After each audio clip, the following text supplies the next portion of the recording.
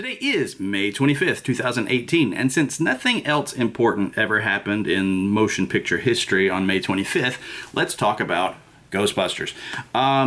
Louis Tully's apartment.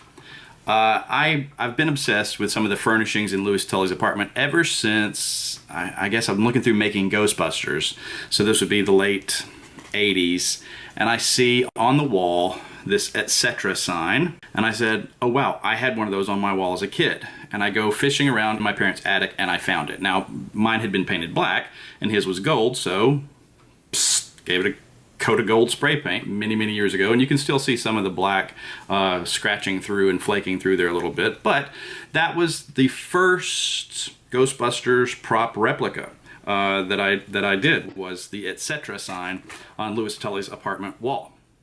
So then as you go through the film and you see other things like a bust of JFK, which is also a set dressing in Back to the Future too. So I've done previous videos about this before.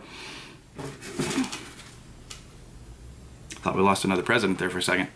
Then as you then have one or two items from the set dressing of a scene, you start really focusing in. Every time you see a photo or a new clip, behind the scenes clip, or just watching the movie again, you might pick up on something. So recently, Ghostbusters Archives on Facebook posted a picture that I had not seen before, and it was Randy Cook dressing the Terror Dog super puppet for a scene where it's crashed down onto the table in the middle of Louis's party. And the reason I call it a super puppet is they made 3 puppets for the movie. The ones that needed to be on the temple set were not made as articulated. They didn't have teeth. Their mouths wouldn't open.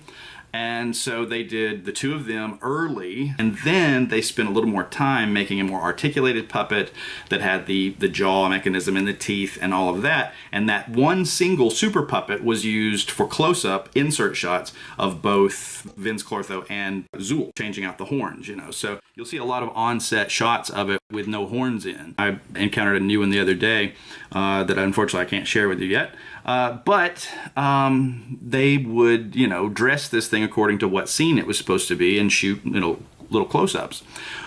So the ones where you see it with its mouth open and a little more articulated would be later in the schedule, so Louis's apartment. And in this particular photo, my eye first went to something on the bar behind Randy Cook, which I thought was a great attention to detail from the set dresser. And I even posted a picture of this on Facebook.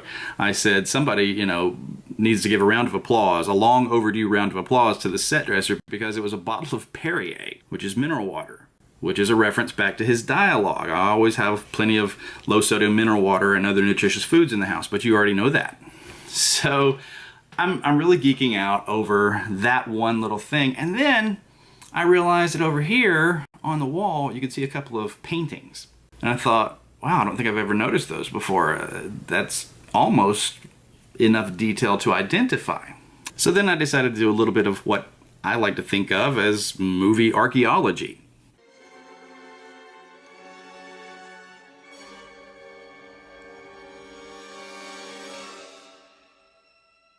So as a guy named Baloche once said, archaeology is not an exact science.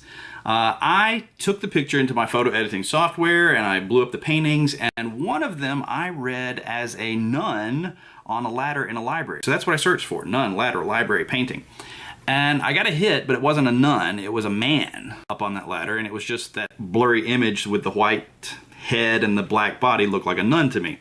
So what it is, it's a painting by a guy named Carl Spitzweg. And this is a very old painting. So once I was armed with the knowledge of what that painting was, then I started searching other Carl Spitzweg paintings, and I figured out what the other painting was. It's a guy called the Cactus Friend. And I just really loved it. I was like, this is such great set dressing, because both of these paintings depict older men who are clearly lonely and are interested in more, you know, intellectual pursuits, books, you know, horticulture, that sort of a thing, that they're filling the void in their lives with these scholarly pursuits. And I'm like, man, if that's not Louis Tully to a T, I don't know what is. So while I'm searching and Googling and finding out what these images are, I also noticed that the prints were available for purchase from Walmart.com for $5.99 each. And I'll have to get these framed, obviously. So there is our librarian. And this looks to be pretty good size for what you see in the film. And this is our cactus friend, and there's the cactus looking at him. That, well, perhaps the less said about that, the better. So yeah, 2 paintings by Carl Spitzweg. You can look him up and look at more of his career if that sort of thing interests you. So yeah, I'm just, as always, really impressed by some of the details and the character decisions that the set dressers make to reinforce what we know about these characters. Also, little known thing, if you start looking through particular photos of when they were shooting the super puppet of Vince Clortho on Lewis's bed, actually Bill Murray was on set when they shot the coats being thrown on top of the Terror Dog's head.